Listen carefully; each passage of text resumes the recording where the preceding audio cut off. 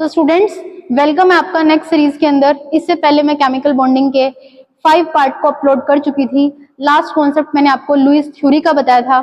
Lewis theory को पढ़ाते वक्त मैंने लास्ट में आपको एक क्वेश्चन दिया था, find out the formal charge on nitride ion and find out their Lewis dot structure.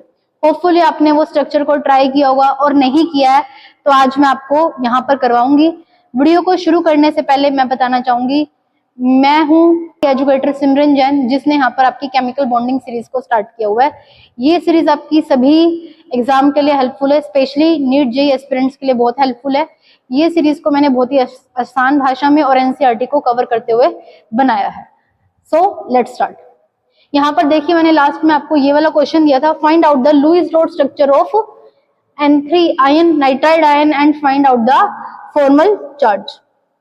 देख सकते हैं कि मैंने यहाँ पर इसका सोल्यूशन भी किया हुआ है। लुईस डॉट स्ट्रक्चर बनाने के लिए मैंने आपको बताया था कि सबसे पहले आप N1 निकालो। N1 निकालने के लिए आपको क्या करना था, नंबर ऑफ वैलेंस इलेक्ट्रॉन देखने थे। नाइट्रोजन के पांच वैलेंस इलेक्ट्रॉन होते हैं, कितने नंबर ऑफ एटम है 3, 5 3 15, प्लस में नेगेटिव चार्ज कितना है 1, तो हम क्या करेंगे, नेगेटिव चार्ज को +1 करेंगे। N2 हमें क्या निकालना था, नंबर ऑफ एटम्स निकालने थे। अगर हाइड्रोजन एटम है तो 2 से मल्टीप्लाई करना था, अगर अदर देन एटम है तो हमें 8 से मल्टीप्लाई करना था। तो 8 मल्टीप्लाई में 3, तो ये क्या आ गए, नंबर ऑफ अदर एटम्स आ गए। हमारे क्या आ गए, अदर एटम्स आ गए। ये हमारे अदर एटम्स आ गए। तो हमने यहाँ पर क्या निकाल लिया, N3। N2 माइनस N1 से हमने क्या निकाल लिया, बॉन्डेड इलेक्ट्रॉन निकाल लिए। क्या निकाल लिए, बॉन्डेड इलेक्ट्रॉन निकाल लिए।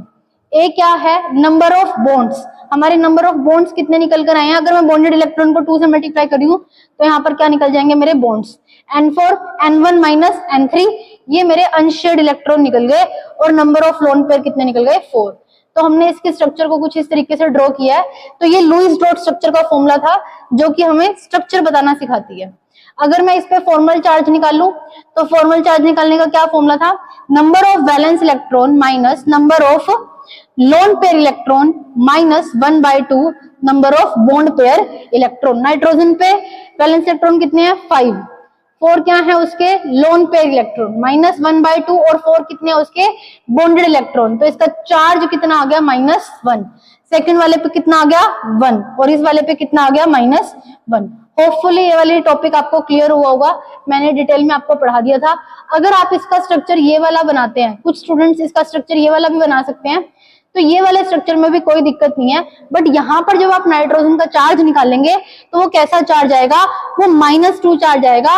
और यहाँ पर जो हमने चार्ज निकाला था वो कितना था, -1 था। अब चार्ज ज्यादा होने की वजह से पर एटम चार्ज क्या है इसका, हाई है। हाई होने की वजह से ये वाला मॉलिक्यूल कैसा है, अनस्टेबल है। तो जो स्ट्रक्चर मैंने फर्स्ट पे बनाई है वो ज्यादा स्टेबल स्ट्रक्चर है as compare to second structure. अगर आपका चार्ज बहुत ज्यादा हाई आ रहा है तो वो स्ट्रक्चर आपकी स्टेबल नहीं हो सकती। आइए देखते हैं कि लुईस थ्योरी के क्या क्या ड्रॉबैक्स थे। अब हमें देखना है कि जो लुईस थ्योरी है उसकी क्या क्या ड्रॉबैक्स थे।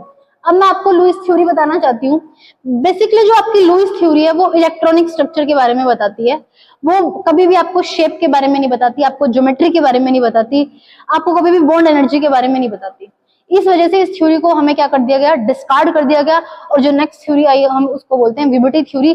आइए फटाफट से इसकी लिमिटेशंस को हम लोग कवर कर लेते हैं।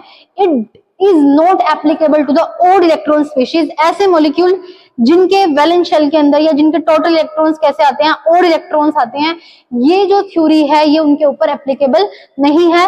फॉर एन एग्जांपल नाइट्रोक्साइड, नाइट्रोजन में कितने इलेक्ट्रॉन होते हैं, 7, और ऑक्सीजन में कितने इलेक्ट्रॉन होते हैं, 8। 7 + 8 15 इलेक्ट्रॉन। ऐसी स्पीशीज के ऊपर ये क्या है, एप्लीकेबल नहीं है। It is not applicable in the hypovalent compound. ये ऐसे कंपाउंड जिसके सेंट्रल एटम के ऊपर लेस देन 8 इलेक्ट्रॉन पाए जाते हैं, उन भी स्पीशीज के ऊपर ये एप्लीकेबल नहीं है। It is not applicable in the hypervalent compound. ऐसे कंपाउंड जिनके सेंट्रल मेटल एटम के ऊपर मोर देन 8 इलेक्ट्रॉन से ऊपर देखने को मिलते हैं, ये उस भी स्पीशीज के ऊपर एप्लीकेबल नहीं है। It does not give the idea about the geometry of the molecules. ये किसी भी मॉलिक्यूल की ज्योमेट्री के बारे में नहीं बताती, किसी भी ज्योमेट्री के बारे में नहीं बताती, किसी भी मॉलिक्यूल के बारे में। जैसे कि फॉर एन एग्जांपल मान लेते हैं मेरे पास ये नाइट्रेट आयन है। नाइट्रेट आयन का स्ट्रक्चर हम ऐसे भी बना सकते हैं और ऐसे भी बना सकते हैं। कौन सा स्ट्रक्चर ज्यादा आपका स्टेबल है ये इसके बारे में नहीं बताती है। तो ये कौन बताता है? ये हमें वेस्पर थ्योरी बताती है। कौन बताता है हमें? ये वेस्पर थ्योरी बताती है। जैसे कि फॉर एन एग्जांपल अगर मैं H2O की बात करती हूँ, अगर मैं H2O की बात करती हूँ, ये मेरे पास एक H2O मॉलिक्यूल है। अगर मैं इसको ऐसे बनाना चाहूं तो हम ऐसे भी बना सकते हैं।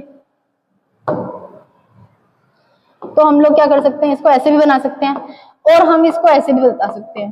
तो बेसिकली ये बॉन्ड एंगल के बारे में नहीं बताती है, बॉन्ड एनर्जी के बारे में नहीं बताती है, मॉलिक्यूल की ज्योमेट्री की स्टेबिलिटी के बारे में नहीं बताती है। तो ये क्या था? सबसे बड़ा ड्रॉबैक था। ये कैसी है? इलेक्ट्रॉनिक स्ट्रक्चर के ऊपर बताती है। सिर्फ आपको लुईस डॉट स्ट्रक्चर कहता है कि आप इलेक्ट्रॉनिक स्ट्रक्चर को बताइए, और जो कि आपके किसके ऊपर बेस्ड है? ऑक्टेट रूल के ऊपर बेस्ड है। ये हमें कभी भी बॉन्ड एनर्जी के बारे में कोई आइडिया नहीं देती है कि हाइड्रोजन एक मॉलिक्यूल है और वहीं पर एक फ्लोरीन मॉलिक्यूल है। हाइड्रोजन को तोड़ने के लिए हमें ज्यादा एनर्जी देनी पड़ती है और फ्लोरीन को तोड़ने के लिए कम देनी पड़ती है। इसके बारे में ऐसा कुछ नहीं बताती है। होपफुली लुईस थ्योरी आपको समझ में आई होगी। यहाँ पर हमारी लुईस थ्योरी खत्म हो जाती है और हम चैप्टर के एक नए पार्ट पे जाने वाले हैं जिसको बोलते हैं वैलेंस बॉन्ड थ्योरी। होपफुली ये लेक्चर आपको पसंद आया होगा। आप मेरी वीडियो को ऐसे ही सपोर्ट करते रहिएगा। थैंक यू आज के लिए।